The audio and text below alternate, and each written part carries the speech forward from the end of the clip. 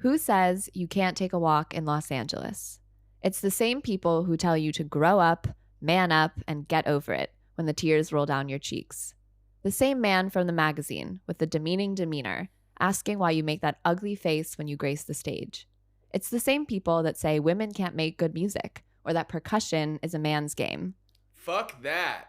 Enough of wondering about the man you've loved and lost. Enough of cursing those who pulled you down and held you back, who told you play nice, smile pretty, and don't rock the boat. It's time to wake up from the dream and walk through the sun-drenched valley, pouring gasoline on the fire while a saxophone serenades the city of angels. Good news comes in threes, and the third time's the charm. And now, we're in it. Hi, I'm Isaac. And I'm Julia. We are friends, amateur musicians, and music lovers who believe that full albums are an art form all their own, greater than the sum of their parts.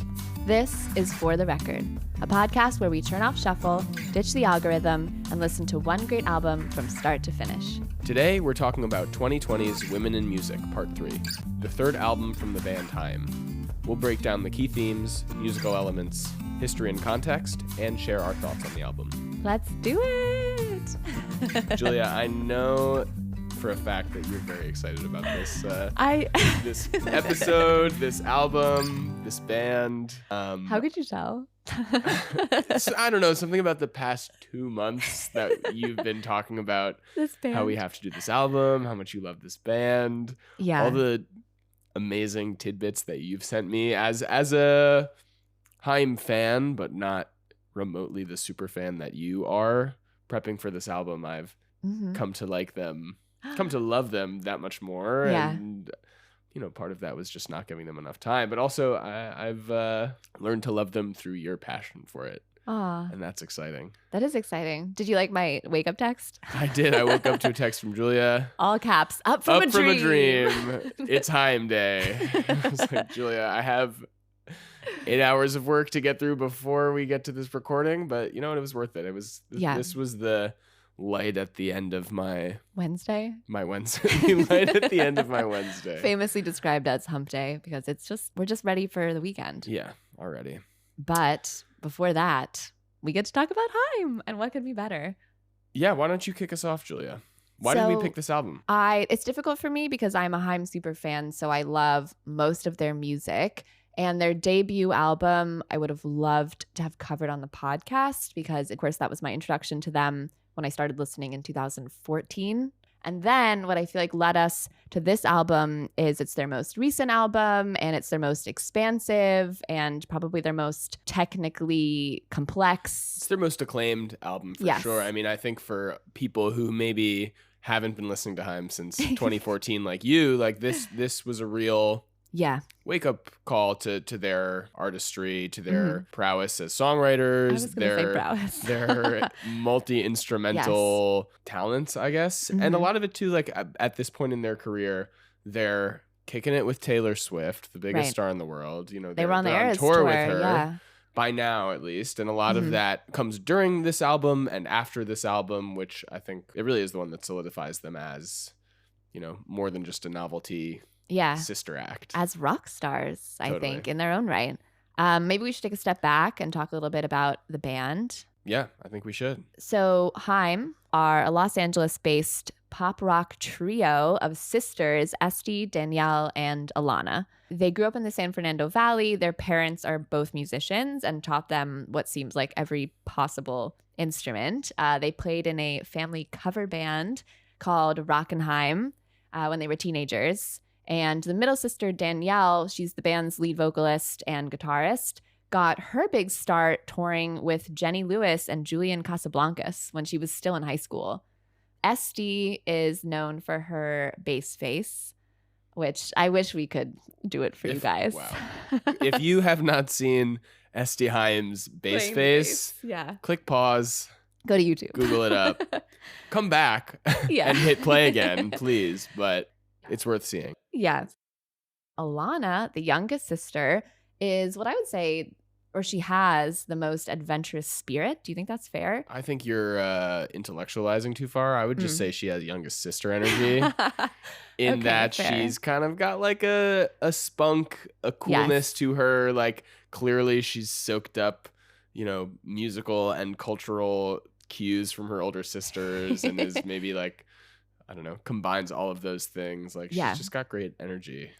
And together they decided to craft incredible rock music. Yeah.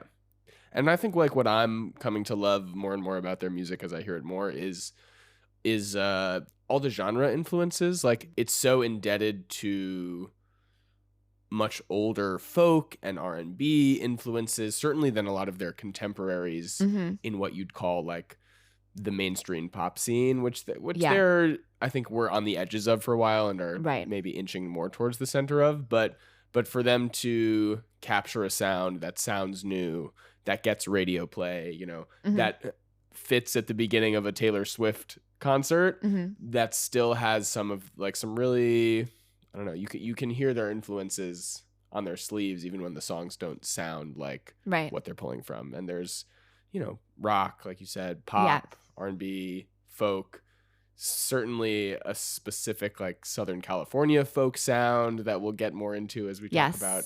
We're going to the talk about it. recording of I'm the excited. album. And they have an integrity as a band and as a brand. And meant to be. They're meant to be a band. Yeah. And you can hear it in the music and you can see it in the, the videos. Yeah. So as we mentioned, this album came out in 2020 and culturally strange time, Julia. Not I much don't know was if you happening in remember 2020. it. I don't know what you're talking about.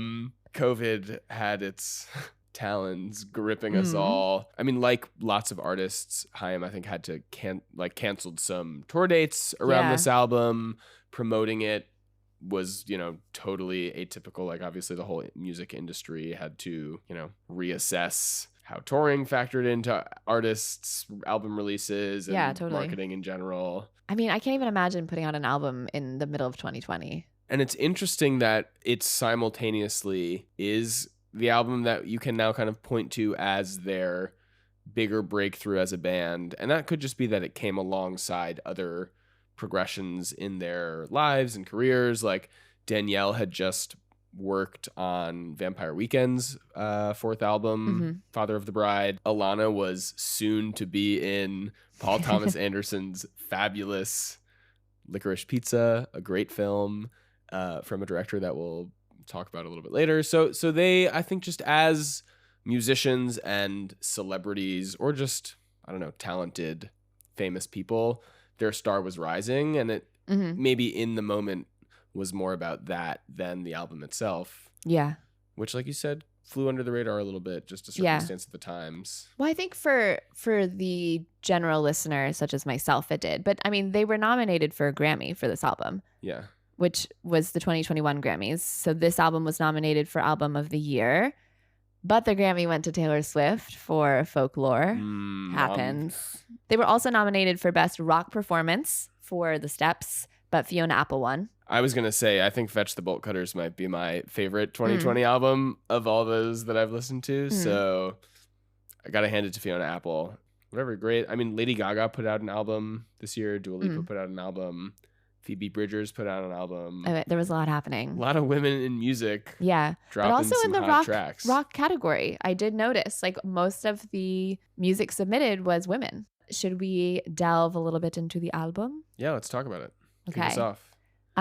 Produced by Danielle Haim Rostem Batmangli. and Ariel Rechstein. No. Rechstein. Don't know. Just took a guess. Took a stab.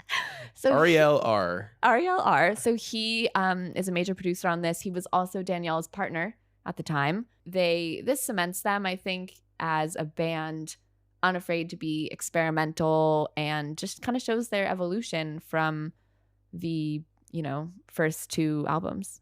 It feels, and I say this as someone who's been to LA twice and doesn't like it there Me in either. person, but loves its, I don't know, as like a huge movie and music fan, like I love the stereotype of Yeah. LA, and I love the image of LA that I can have from afar, much more than I have about like actually being in that city.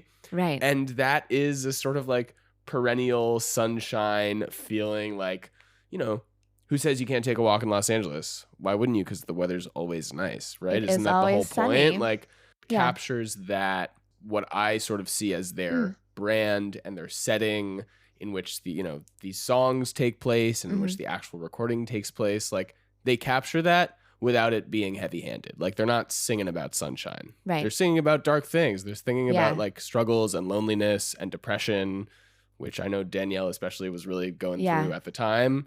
But But it's that juxtaposition that you've picked up on, I think, is all part of the magic of their artistry. totally this album, especially, like you can see there's a confidence with which they jump between different sounds and styles that you Yeah. gotta respect, even if it doesn't work for you, even if it's what you love about the album. Like Yeah. it's cool. You said genre non-specific, right? I think I would say genre bending. I Much think better word. it's a primarily soft rock album, but it features elements of folk pop, hip hop, reggae, lo-fi, heartland rock, dance, country rock, UK garage, electropop, free jazz, funk, 1990s R&B, as well as 1970s and 1980s pop. I mean, it's Go off. all Go in off, here. Julia, and go off, Haim. I think the garage actually stood out the most to me. I love the like punky sounds that it adds to a lot of these songs. Yes. Yeah, no, I punky is a great. Maybe it's not the right word. I'm sure some like I'm serious sure punk someone- heads would yeah. take issue to that, but it has scuffed, Mhm. maybe unpolished, not in a bad way, but like a Mhm. sort of intentional imperfection that Yeah. I think that feels lighthearted. It feels like the music's not taking itself too seriously.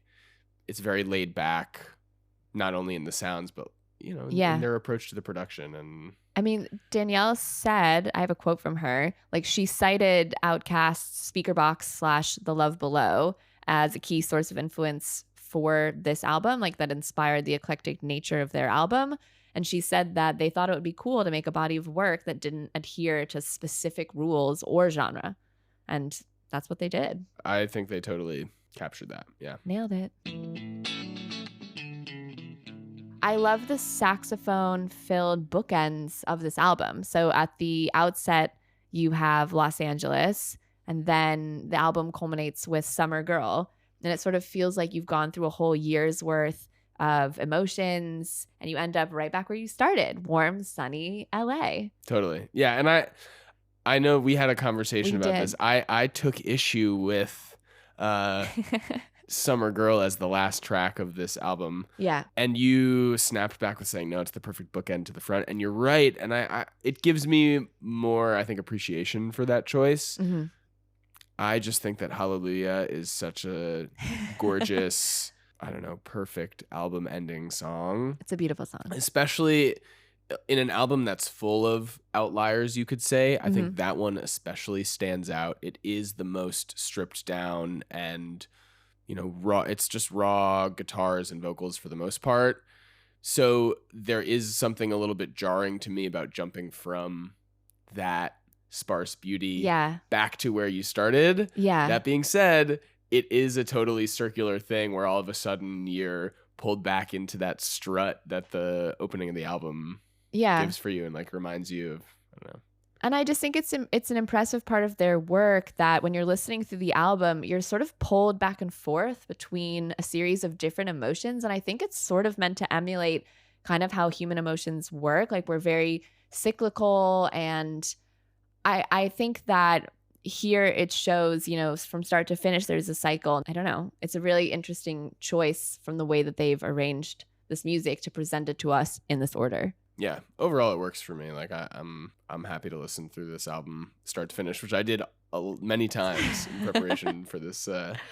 I will say, the more I listened to this album, the more it enchanted me. So I think I admitted earlier that I had never listened to this album start to finish before we wanted to cover it for this podcast. And even though I loved them at first, there was a lot of songs I didn't understand. I don't know. My 3 favorite songs are at the end of the album, so I would often want to skip through to get to those. And I was surprised I hadn't heard almost half of this album, but I went from having, lots of skips to really being able to like listen and appreciate almost the full hour completely. It's a rewarding listen, because so many of the songs work as singles. Mm-hmm. The ones that I had heard before just as one off on a playlist, on the radio. and they're very rewarding songs that way. So to be shown the connective tissue, like listening start to Yeah. finish, is even more rewarding. I don't know. Yeah. I feel like we should move into themes. Let's do it. I think, like the title of the first song, I'm going to call Los Angeles a character in this film, which is such a cliche, especially when you're talking about movies, for sure. Mm-hmm. But it really feels like that. I don't know. And maybe that's part of it is my projection onto my sense of them as this like Valley Girl SoCal band. And I don't mean that as in terms of like Valley Girl, but girls from the Valley. But they also made the decision to title the first song on their album Los Angeles. They did. So they're telling what they're about. And it really is, obviously it's where they grew up, it's where they lived, it's the backdrop of their lives and music. And you can tell they got mad love for LA throughout this album. I can't say that I do, but I respect how much they like it. I'm so with you there. But some other themes that I noticed were alienation and independence. A lot of it feels like it has to do with challenging expectations, pushing up against the boxes and walls that the music industry, the media has put them and other female artists into for decades. There's some love songs on there, like Loss and Longing and Love are all bubbling up through a lot of these songs. I don't know. What about you? Did you catch anything? Were you struck by anything that I didn't have the depth to hear? Well, number one on my list is misogyny. What? That's a myth. It's literally in the name, Julia. Mythogeny. Yes. So I think their album art is a great place to start for this theme. And I know you have some things you want to say about their album art. So I feel like I should let you start with that, and then I'll explain how it ties back into my number one theme. All-time great film director Paul Thomas Anderson took the photo. That is their album art. It's 3 women wearing aprons standing in a kitchen behind the counter of a deli. And obviously there's layers to this, but I do think that's something that they touch on is, lyrics that reflect misogyny in the way women are objectified and dismissed by the media, by society. One of their songs, Man from the Magazine, addresses a man's patronizing and sexualizing attitude toward women, especially women in the music industry. And I think a large part of this album is them demonstrating like we are worth it. And even though we deal with all of these issues and we are not perfect, we are authentic, and we're going to be authentic even if it's hard for people to hear. The misogyny theme angle is maybe a little bit harder to capture lyrically than, I don't know, loneliness or love. But in the song The Steps, and every day I wake up and I make money for myself, and though we share a bed, you know that I don't need your help. There's love in those words. The idea of sharing a bed and choosing to, even despite not needing that person's support. But it is also stressing this sense in which they are, I don't know, independent women, independently badass.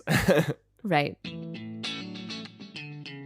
One of the themes that I had is dreams, like dreams versus reality. In Los Angeles, she says, "Was I just dreaming?" Is this song about Mulholland Drive, David Lynch's dreamy masterpiece? Could be. Yeah. But I wanted to ask you, do you think that we can categorize every song on this album as dream versus reality? Oh, that's a great because exercise. I kind of feel like you can. Like the first couple songs are more dreamlike, and then there's this shift, like after you wake up from a dream and you're faced with like hard reality, and then it sort of shifts back into, with the last couple of songs, facing reality and then back into that dreamlike, happy synthy sound. There is a song called 3 a.m., which is often when one finds themselves in a dream, confronting the fact that they were just dreaming. And, you would hope so. I love that reading of this album, and I think it's a great way to tie it all together thematically, even as, as we've mentioned, like through the changes in the sound and the music. Yeah, like it's almost like there's unspoken, well, this isn't an unspoken theme because it does get referenced several times, but it's not as obvious as, you talked about, kind of sex and relationships, love, the ups and downs of that. You see that a lot in Don't Wanna and Gasoline. You have this metaphor of gasoline, something volatile, which highlights the intensity of a relationship and the possibility of it igniting or burning out. Like, that's an obvious example, right? But some of these themes, I feel like they've woven in throughout the whole album in a really subtle way, which if I hadn't listened to it, I don't know, upwards of 15 times, I probably wouldn't have Holy noticed. Shit. I put in a lot of reps, but 15 is a lot. Yeah. Mad respect. Can't wait to see your Spotify rap next year. I think we should move into categories. Kick us off. So, Isaac, what is your favorite song from the album? I would have to say my favorite song from the album is Hallelujah. Oh my which God. I almost feel throat. bad about it. Well, you didn't force it down my throat, but you did send me this song even before we were talking about this album. I think in the summer I sent this to you. You sent this to me months ago. You were yeah. like, check this out. I think I even maybe didn't listen to it the very first time you sent it to me. Yeah. And then when I finally went and listened to it, I was like, oh my God, this is a gorgeous song. Simple, You were missing out. Perfect harmonies, just a true earworm that gives me chills. I feel like I need to maybe give some honorable mentions because as we talked a little bit about before, like Hallelujah is, as much as it's hard to pin this album to any one song, like Hallelujah is even more of an outlier. Yeah. So I'm going to throw some love to The Steps and Up From a Dream. Okay. I like the reggae-ish vibe of Another Try. I love Man from the Magazine, largely because it's basically a Joni Mitchell song. Yeah. And it's a song all about that like head banging frustration that women in music must feel. And if you think about how tough it must be for Haim, like, you know, how hard must half it a have century been? before Joni Mitchell, a genuine genius in a totally misogynistic man's world of the music industry. Like, fuck, she walked so Haim could run. Right. And I love that you like, they don't name check her. No, not once. You just feel her sound and influence and that legacy in this song. And I love that. In this album, her influence looms as a theme of its own. She is the crown princess of Southern California folk rock. And Haim knows it. Well, I will say they do reference one of her songs in my favorite song from the album. So if I may. Please, you must. Well, it was a tricky question, but in keeping with the theme we're talking about, my favorite song from the album is currently I Know Alone. And in this song, they talk about screaming along to one of Joni Mitchell's songs in the car. And the whole song is about feeling alone and feeling isolated. And what I like about it is they don't say the word lonely. It's about being alone, but it's not about being lonely. And I think that's an important distinction that I would like to make. I will say when this album first came out and whenever I got around to listening to it, Now I'm In It was my favorite song for like a while. This was like a breakup song for me. I would like scream this in the shower. I know all the words, I could sing this in my sleep. But in researching this podcast, I'd never heard I Know Alone. And I heard it for the first time. It just spoke to me and it became my current favorite. It's not a song to get pumped up to. No. You know what is a song to get pumped up to? What? My least favorite song, Okay. Now I'm In It, which I'm almost scared to say because you just shouted it out as a favorite of yours. But I'm just going to, like, I can't really put it into words. I'm not going to give you any deep breakdown of what's wrong with the song. It's very catchy. It's very upbeat. I think for me, it's a little too Swifty.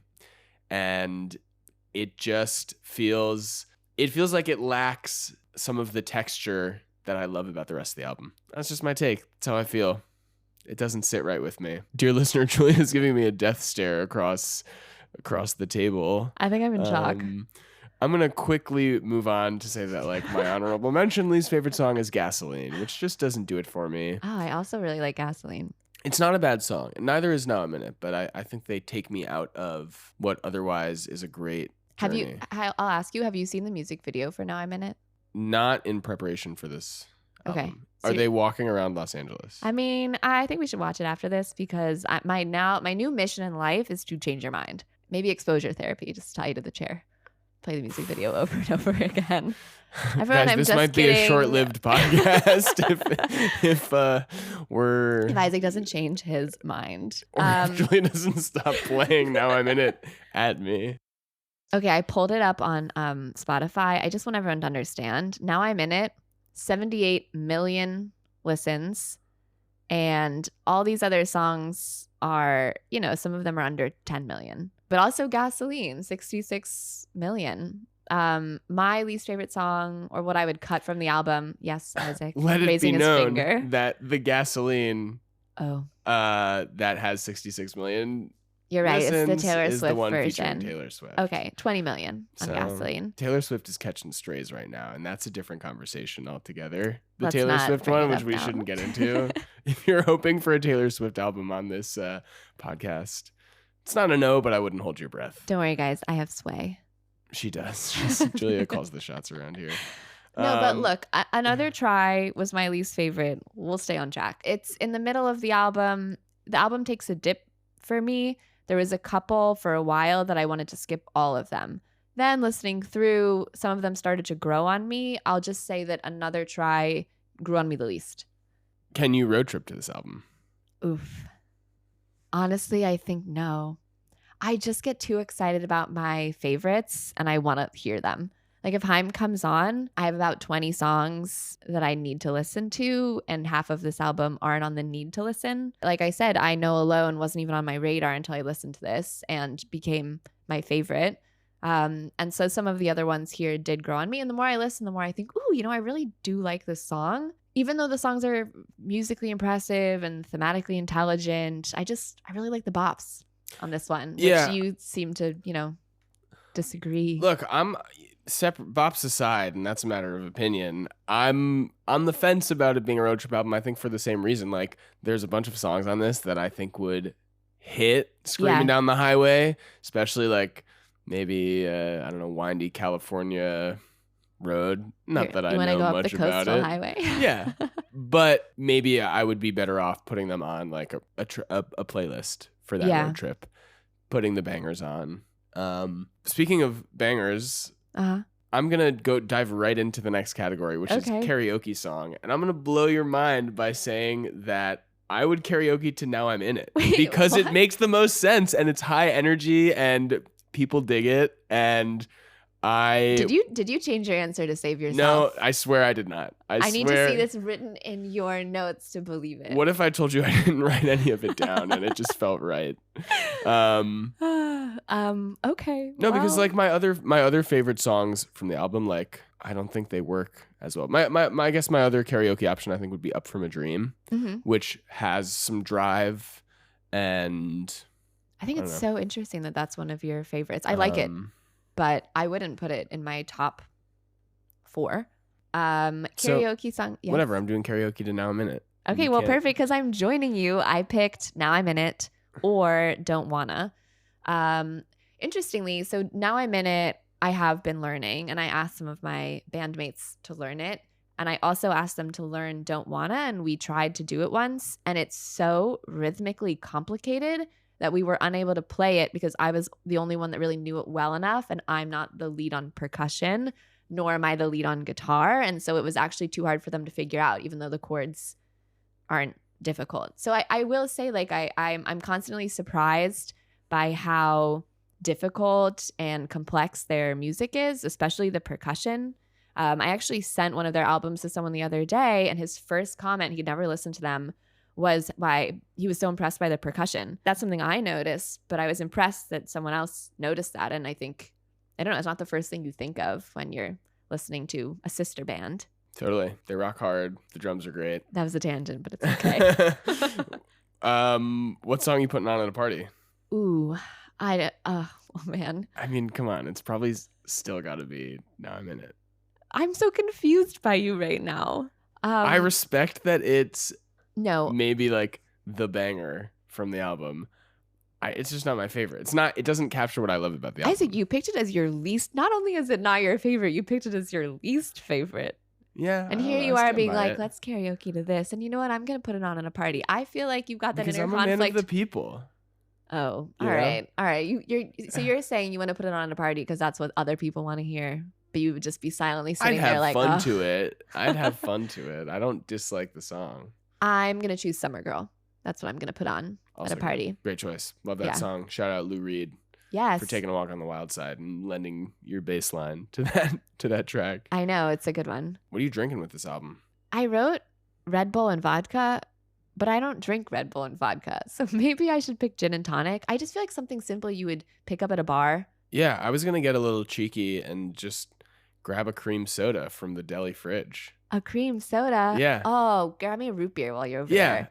Whatever. Yeah. Anything that Dr. Brown's Yes, Dr. whipping up, Brown's. Oh my God. which they've got stocked at that deli. They do. And yeah, I don't know. It's like simple but refreshing Mm-hmm. and has a history, a cultural lineage. I love that for you. But, still is a great thing to wash down a roast beef sandwich. Yeah. I'll give you a sip of my root beer if you give me a sip of your gin and tonic. Sounds good. Deal. Favorite lyrics? You can take your time. To be honest, look, I wrote down a few. I mentioned some before. Every day I wake up and I make money for myself, and then we share a bed. I don't need your help. Mm-hmm. The lyrics do much less for me on this album than a lot of albums that I love. And it's not that I'm not paying attention. They're the way they write music, they have a great economy of words. Like a lot of these, the lyrical aspect of the songwriting is sometimes very simple. Mm-hmm. But powerful. Like they're just packing punches. I exactly. feel like. And it's as much about how the words fit into the rhythm of like, I was dreaming again. Yeah. Da, da, da. Copyright. Yeah, copyright. And it's almost like the lyrics rhythmically and with the melody tied to it are just another instrument. Like it's such a well produced album. Yeah. I don't know. I think like production value high. Very high. Yeah. Shout out to Rostam and Ariel. Yeah. I mean, the lyrics to Hallelujah really beautiful. are really beautiful. And they were dealing with a lot of dark themes, I think, when they came around to produce this album. And I think I read that Hallelujah is about the death of Alana's childhood friend. Like they had a lot of unprocessed grief from that. And then I read somewhere else that it has to do with Este's struggles with diabetes. And I didn't mention this as a theme, but I think angels come up a couple times throughout the album. And I don't know, I think it sort of loops back into having this at the end, like the light at the end of the tunnel, some hope and resilience after all of this darkness. What? No, I'm gonna agree with you, and I'm gonna say I think that Hallelujah. It feels like they're singing to and about each other. Yeah. I met two angels, but they were in disguise. This is the other two sisters. Three roads, one light. Like, now and then I can lean my back to yours, traveling like our feet don't touch the floor. I'm harmonizing in my head. Yeah, me too. I'm like getting chills literally just saying it. But also, like you said, like the last verse, which Alana alone sings, is I had a best friend, but she has come to pass. Yeah. One wish I could see now. One I wish I could see now. Yeah. So I think like lyrically, and part of it too is because Hallelujah is the most stripped down song. It lets the lyrics shine. Yeah. But they pull more weight here than in some of the other songs. I don't know. I'd What agree. about you? What are some lyrics favorite that lyrics? really speak to you? I picked lyrics from, I mean, kind of like you said, they don't say a lot, but what they choose to say, I feel like is powerful. My favorite lyrics are from I Know Alone, 'cause nights turn into days that turn to gray, keep turning over. Some things never grow. I know alone like no one else does. I just found it very powerful, especially the way they sing it. I think the contrast between kind of like the darkness and then like the synth kind of that's playing in the back of the song, lifting you back up. Like, you know alone and no one else really gets it, but really a lot of people probably could get it. That's great. I don't know if that made sense. No, it makes sense. That's what good songwriting is about. Universalizing Reflection. really personal things and putting your own experience into words that reflect what other people feel. And I don't know, we all like to think we're special, but we're just simple creatures who have experienced the same emotions for aloneness. centuries. And Yeah. I don't know. So critical reception. Pitchfork gave this 8.6 out of 10. Well Metacritic deserved. gave it 89 out of 100. It was nominated for 2 Grammys. What's your rating? I think Women in Music Part 3 is a rock solid 8 out of 10 for me. Yeah, I don't know. It's hard to say what would make it better. I think it's almost one of those instances where fewer songs and I would have loved it even more. Like if it was 10 minutes shorter and 4 songs or whatever, like 10 minutes and 3 songs shorter, it would pack that much more of a punch, really zip by, Yeah, I agree. the ones that maybe feel like outliers, like you wouldn't get as bogged down by them. But that being said, there's so much I respect about the way they made this album. Yeah. And what they chose to the put way on it came here. together, Yeah. the ways they sort of intentionally let it hang apart and not come together. I think there's something commendable, I don't know, about those choices, even if they don't always work for me. And it was fun to listen to it all the way through so often. Mm-hmm. I don't know if I'll do that again anytime soon, but I I don't feel think like I will either. But I've- Days Are Gone, I might. Well, I have now flagged and dispersed among my playlists Yeah. the songs that I love the most from this and the ones that fit different moods. And Mhm. I am confident that Haim will be a bigger part of my musical diet after prepping for and doing this episode with you than it was before. So success. on my Great end. success. Well done. Great success. Even though Now Minute's my least favorite song. And Julia, what's your rating? Moving on from that. My jaw drops every time you say that. I gave it an 8 also. I went back and forth. I just think it's too long. I get hung up on it. An 8 is a great score. But maybe if I hadn't needed to listen to it over and over and over again, I'd feel different. I don't know. I mean, Double-edged that's- sword. Yeah, that's kind of what we've signed ourselves up for with this project here. So true. And I would say net positive so far. We haven't touched any duds yet. No duds. No duds here. Dud-free zone. With that, should we wrap it up, Julia? On that Let's wrap it clever little clip. Yeah. Thanks for tuning in to For the Record. You can find us on Instagram at @for_the_record_podcast. Our Instagram also has a link where you can submit any albums you'd like to hear us cover in the future. We can't promise we'll get to all of them, but we'll take everything into consideration. You can also shoot us an email at 4 as in the number, D as in the letter, recordpodcast@gmail.com. That's 4D recordpodcast@gmail.com.